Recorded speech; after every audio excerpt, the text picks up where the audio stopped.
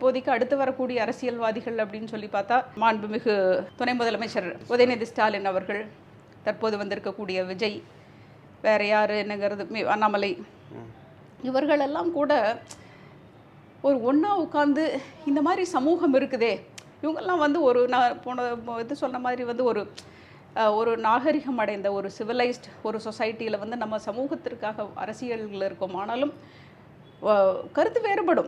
அது எந்த திட்டத்தை கொண்டு வந்தாலும் வேறு அதில் இல்லைன்னு சொல்ல. ஆனால் மொத்தமாக எதுக்கு வேறுபடக்கூடாது? இப்படி ஒரு ஆணவ கொலை இனிமேல் நடக்கக்கூடாதுன்னு இவங்க 3 பேர் இணைஞ்சு பேசியிருக்கலாமா இல்லையா?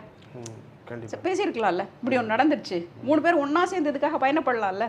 இதை நீங்கள் வந்து நீங்கள் முற்போக்கில் வளர்ச்சிக்கு நீங்கள் வந்து போட்டி போட்டுக்கிட்டு திட்டங்களை கொண்டு வாங்க. ஆனால் ஒருமித்த கருத்தோடு எதில் செயல்படணும், ஒருமித்தோட கருத்தை செயல்படுங்க. ஸோ அப்போ நீங்கள் எதை உருவாக்க போகிறீங்க?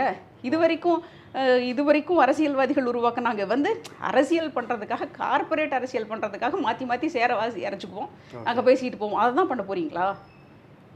அதான் பண்ண போகிறாங்களான்னு கேட்குறோம். நம்ம அப்படிதான் நடந்துக்கிட்டு இருக்கு. இந்த 4 ஆண்டு காலம் இல்லை, கிட்டத்தட்ட எனக்கு ஒரு 40 ஆண்டு காலமாக அப்படி நடந்துருக்குன்னு நல்லா சொல்ல முடியும்னு வச்சுக்கோங்களேன்.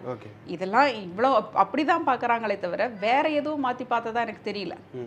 ஆச்சி கொழுக்கட்டை மாவு வந்தாச்சு. ஆச்சி கொழுக்கட்டை மாவிற்கு கொழுக்கட்டை அச்சை கேட்டு வாங்குங்கள்.